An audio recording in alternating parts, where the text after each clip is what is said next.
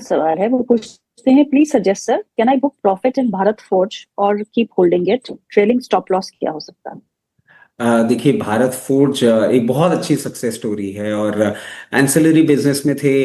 Gradually they even converted themselves to defence.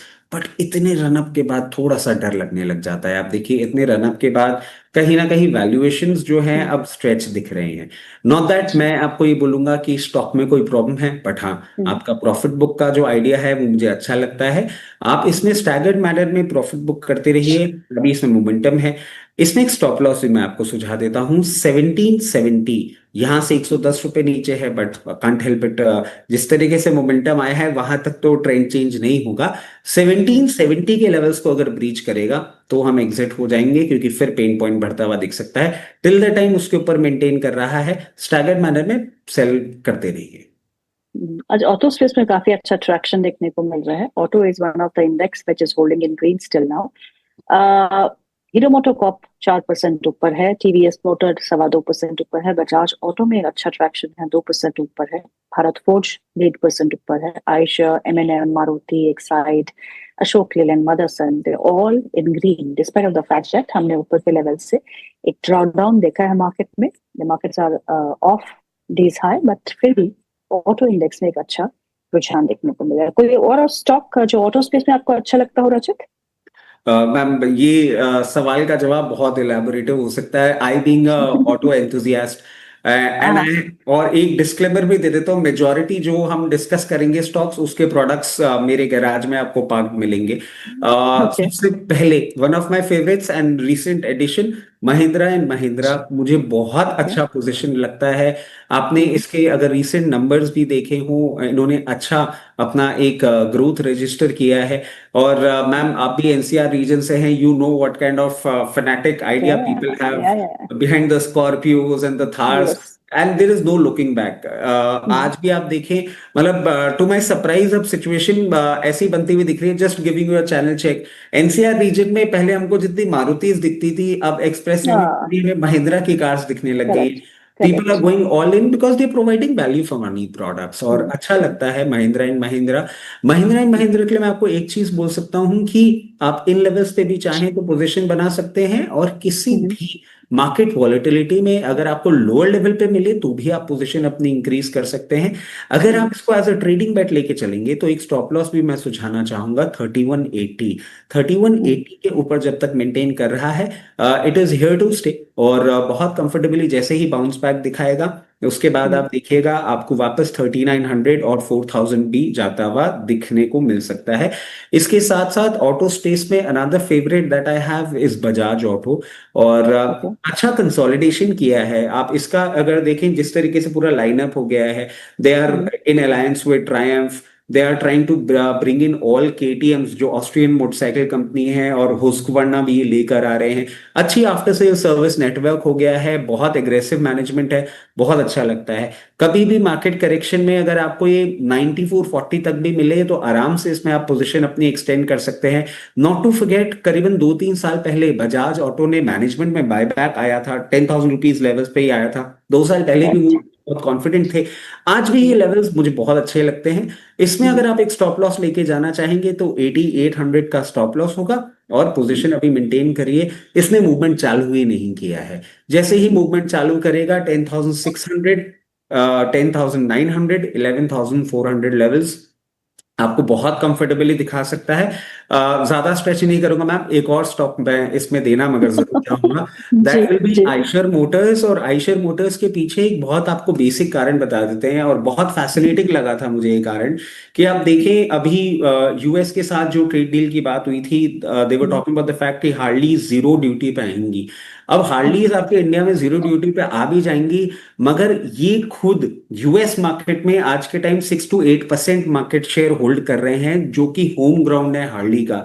उसका portion size ये खाने की कोशिश कर रहे हैं। Harley came to in India but they were not that successful, क्योंकि कहीं ना कहीं जो एक हमारी रिक्वायरमेंट है वो हार्ली से नहीं होती है। That will be only serve by Royal Enfield. और मैं समझता हूं आप इसमें आराम से पोजीशन बनाएं। किसी भी मार्केट करेक्शन में अगर आप कोई 7600 ऑड लेवल्स तक भी आता हुआ दिखे तो कोई प्रॉब्लम वाली बात नहीं है, इंटैक्ट रहेगा ट्रेंड। ट्रेंड में डेंट लोअर लेवल पे कहीं देखने को मिलेगा जो कि 7080, जो कि मुझे नहीं लगता at the very face of it होगा।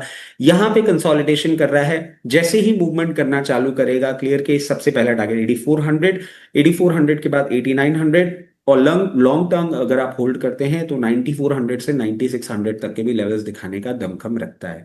अगर मैम आप बोलेंगे तो मैं बाद में कभी आपको एंसिलरी स्पेस से भी अपना पिटारा खोल के दे दूंगा। एक सबक तो मैंने ले लिया कि मैं आपको कभी ऑटो स्पेस का सवाल नहीं पूछूंगी। ऑन द लाइटर साइड ऐसा कुछ नहीं है, बट यस बहुत ही अच्छा लगा कि आपके ऑटो स्पेस में काफी रिसर्च करते हैं and the stocks that you have given. Next time auto ancillary पे जरूर बात करेंगे, क्योंकि ये सवाल जब आपका प्रोग्राम है तो सवाल रह जाएंगे। That is why I am stopping you here. Anoop का सवाल है श्रीराम फाइनेंस को लेके। उनके पास श्रीराम फाइनेंस के शेयर है 1070 में लिए हैं। Investment horizon is just 1 to 2 months. Is it good idea to hold them? He's asking. देखिए ये भी ना मैम एक पूरा ट्रेंड चेंजिंग होता हुआ दिख रहा है श्रीराम फाइनेंस में, और हमने अभी देखा था फॉरेन इन्वेस्टर्स भी इसमें क्लियर केस आते हुए दिख रहे हैं। मैं एक ही रिक्वेस्ट करूंगा आपसे, अगर आप अपना टाइम होराइजन थोड़ा सा बढ़ा देंगे तो हमारे लिए एक सेंस ऑफ कंफर्ट हो जाएगा। इसने बहुत टाइम बाद एक अच्छा मूवमेंट चालू किया है और मैं समझता हूँ आने वाले समय में आपको जरूर देखने को मिलेगा और इसमें upside. I will not be surprise अगर एक महीने में आपको 1140 के भी लेवल्स देखने को मिल जाएं, but the problem lies in the idea कि हम मार्केट्स में थोड़े से डाइसी अभी हो रहे हैं। और अगर आप एक महीने के लिए पोजीशन लेके जाना चाह रहे हैं तो स्टॉप लॉस आपको मैं पहले सुझा देता हूँ 990, बिलो 990, क्योंकि आपने सिर्फ एक महीने की बात करी। अगर आप इसको टाइम होराइजन बढ़ाते तो स्टॉप लॉस दूसरा दूसरा हो जाता। 990 की क्लोजिंग बेसिस स्टॉप लॉस के साथ अभी अपनी प्रोपोजिशन इस पर्टिकुलर पोजीशन को मेंटेन करिए। 1140 बहुत कंफर्टेबली आपको ऑन द कार्ड्स देखने को मिलेगा एक महीने। ओके, अगला सवाल जो है वो स्नेहा का है। वो पूछती हैं एनएचपीसी और एनएमडीसी स्टील में 6 महीने का व्यू चाहिए sir. NHPC and NMDC steel. देखिए दोनों ही स्टॉक्स अभी जिस तरीके से पोजीशनड हैं, दो I am very bullish on NHPC और मुझे बहुत अच्छा लगता है। अगर आप पावर जनरेशन की बात करेंगे तो दो बहुत सारे इसमें आपको प्रॉब्लम्स देखने को मिली थी, बट ये स्टॉक अब जिन वैल्यूज पे ट्रेड कर रहा है मैं इनमें एक क्लियर केस टर्न अराउंड देख पा रहा हूं, दो the stock is not moving. But आप 6 महीने का अगर टाइम होराइजन लेके जा रहे हैं तो मैं आपको बहुत अच्छे टारगेट्स नहीं दे पाऊंगा। अगर 6 महीने के लिए आपको इसको रखना है तो maximum to maximum what I can see in NHPC 78 और उसके बाद 82। बहुत एक्साइटिंग मूवमेंट्स नहीं आते हुए दिख रहे, और अगर बहुत ही कोई हाई बीटा मूवमेंट आ गया तो 84 लेवल्स तक जाने का दमखम रखता है। मगर अगर आप इसको थोड़ा सा टाइम कमिटमेंट देंगे तो ट्रैजेक्टरी जरूर चेंज होती हुई दिख सकती है। और मैं समझता हूं कि अगर आप इसको 1 से 1.5 साल 2 साल तक का भी टाइम देते हैं तो वापस इसकी जो पुरानी ग्लोरी थी 114 फिर 124 ये लेवल्स भी आपको देखने को मिल सकते हैं। Business is good. और जो अभी हमने देखा था पाकिस्तान के साथ जो उन्होंने वाटर सप्लाई का थोड़ा सा कंस्ट्रेन किया था उसका भी इसको एक एडवांटेज मिल रहा था। मार्केट करेक्शन में प्रॉब्लम चल रहा है, वैसे बहुत ज्यादा प्रॉब्लम नहीं दिख रही। एनएमडीसी स्टील अभी नहीं कोई बहुत परफॉर्मेंस करता हुआ दिखेगा। अगर आपके पास 6 मंथ्स का ही टाइमलाइन है तो कहीं भी आपको अगर ये 46 या 44 की रेंज में दिखे एक बार एग्जिट कर लीजिएगा, नियर टर्म मैजिक नहीं दिखता। ओके, सुमेर का सवाल है। सुमेर का सवाल है 3 स्टॉक्स पे। एक है आइनॉक्स विंड, उनके पास 154 के भाव पे पड़े हुए हैं। आईटीसी होटल 218 पे लिया है और वेंडी 8000 पे लिया है। 5 से 6 महीने का व्यू रखते हैं। तीनों ही स्टॉक्स पे आपकी राय। देखिए मैम, सबसे पहले मैं ले लेता हूँ सबसे मेरा फेवरेट जो स्टॉक है दैट इज वेंट इंडिया। और इसके लिए मैं आपको क्लियर केस डिस्क्लोजर ये भी दे दूं कि मेरे पर्सनल पोर्टफोलियो में, मेरे इमीडिएट फैमिली पोर्टफोलियो में और हमारे सारे क्लाइंट पोर्टफोलियो में ये स्टॉक है। जो पूरा का पूरा स्टॉक है, ये जो कंपनी है ये एब्रेसिव्स, मशीन टूल्स और प्रिसिशन कंपोनेंट्स में है। अभी आप देखें कि 3M से मुरुगप्पा ग्रुप का भी एक टाई अप हो गया। और मैम हमने हिस्टोरिकली देखा है मुरुगप्पा ग्रुप जब भी कोई कंपनी टेक ओवर करता है, मैनेजमेंट कंट्रोल लेता है, the stock turns 3x 2x 4x whatever. और अभी आपने रिजल्ट्स के थोड़े से प्रॉब्लम देखे थे, बट कंपनी डेट फ्री है, बहुत limited equity, if I am correct with the data 10 lakh shares ही हैं इनके पूरे मार्केट के अंदर। और ओके। मेरे हिसाब से ये करेक्शन पूरा हो चुका है। अगर आप इसको एवरेज करना चाहें तो करंट लेवल्स पे अट्रैक्टिव लग रहा है, आप यहाँ पे जरूर एवरेज कर सकते हैं। जहां तक मोमेंटम की बात है, सबसे पहला सप्लाई जोन इसके लिए है 7300। 7300 क्रॉस करते ही बहुत कंफर्टेबली 8800। एंड अगर आप इसको 1 साल का टाइम कमिटमेंट या 1.5 साल का टाइम कमिटमेंट दे सकते हैं तो 13,000 तक जाने का दमखम रखता है। आईटीसी होटल्स, आपने इसमें करेक्टिव मूव ही देखा है, और मैं कहता हूं अभी एक बार। चला ही नहीं। हाँ, ये चला नहीं मैम। और प्रैक्टिकली बट आप देखिए जिस तरीके से ये पूरा का पूरा अब एक आपको एक टर्न अराउंड देखने को मिल रहा होगा। They have premium properties in their kitty. और हम देख रहे हैं कि एक अच्छा आपको ना प्राइस हाइक, मतलब प्रैक्टिकली अब तो ऐसा हो गया है कि अगर आप कोई 5 स्टार होटल में, हमारे जैसा आदमी अगर अपनी फैमिली के साथ छुट्टियां मनाने जाने की सोचे, तो फिर हो सकता है किडनी भी देनी पड़ जाए, looking at the prices how exorbitantly they are going up, yes. But they are getting all the bookings. Thankfully, we have a membership of Club Mahindra, and that is the reason we can travel. Otherwise, it is becoming a dream. चलिए, ये तो मजाक की बात हो गई। But हाँ, अभी सीजन आ रहा है, अब देखिए ट्रैवल सीजन आ रहा है। और इस बार जियो पॉलिटिकल टेंशन को देखते हुए मैं समझता हूं आपको इंडियन ट्रैवल ज्यादा होता हुआ दिखेगा। तो जून जुलाई ऑनवर्ड्स आपको जब इनके नंबर्स आएंगे, इसमें मोमेंटम आता हुआ दिखेगा। 208 यहां से जैसे ही रिवर्सल देगा सबसे पहला लेवल, और उसके बाद आपको ये 246 250 लेवल्स भी दिखा सकता है 2 से 3 क्वार्टर में। मगर मैं एक चीज आपको और बोल देता हूं, it's a very good long term investment story. अगर आप लंबी अवधि के लिए बने रहेंगे तो बिल्कुल कोई भी परेशानी नहीं दिखती है। आइनॉक्स विंड में अब आ जाते हैं। आइनॉक्स विंड देखिए अभी अंडर परफॉर्मेंस मुझे नहीं लग रहा है इसका कहीं खत्म होगा। और प्रमोटर होल्डिंग भी आप देखेंगे ना तो कुछ टाइम से डिक्रीज ही हुई जा रही है, उनकी तरफ से बाइंग इंटरेस्ट नहीं आ रहा है। और जिस तरीके से पोजिशनड है, मेरे को और डाउनसाइड इसमें दिख रहा है। मैं समझता हूँ कोई बड़ी बात नहीं है, आपको यहां से भी एक अच्छा डिसेंट डाउनसाइड दिखाते हुए 48 से 56 के लेवल्स दिखा दे। इसमें एक ही चीज मैं आपको कहूंगा, हायर लेवल पे प्लीज एग्जिट करने की कोशिश करें। एक चीज तो है, हमारे मार्केट ने एक अच्छी अपॉर्चुनिटी इन सब प्रमोटर्स, पीई फंड्स, एमएनसीज को दी टू एग्जिट। लाइक रिटेल पैसे के पीछे they all made an exit when the markets were ma'am ये चल रहा है, इंक्रीजिंग। अभी भी चल रहा है, मतलब आप देखिए there is no looking back. और अब एक नया मैनिपुलेशन क्या हो गया है कि जीएमपी दिखा देंगे, आईपीओ ले आएंगे, ओएफएस दे देंगे, लोग जीएमपी देख के सब्सक्राइब कर लेते हैं। That is the reason I continuously से, अगर फंडामेंटल्स नहीं समझ में आते, don't buy into the business. Technical bounce back में कब ट्रैप हो जाएंगे पता ही नहीं लगेगा। Very true.